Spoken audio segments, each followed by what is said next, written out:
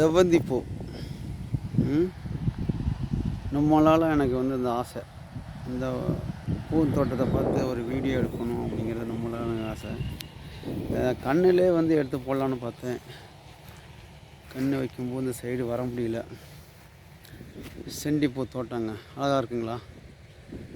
ஆமாம், பக்கத்தில் செண்டிப்பூ தோட்டம், அது பக்கத்தில் பார்த்திங்க அப்படின்னாக்கா கிணறு. அங்கே வந்து என்ன பண்ணியிருக்காங்க அப்படின்னா ஒரு 100-150 தென்னை மரங்களை வச்சுருக்காங்க.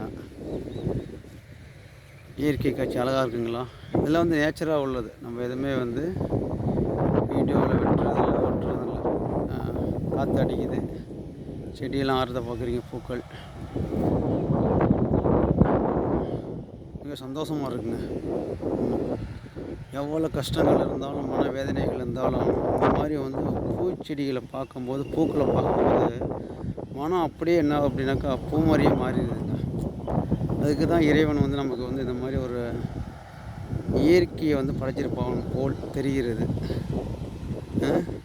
பார்த்தீங்களா?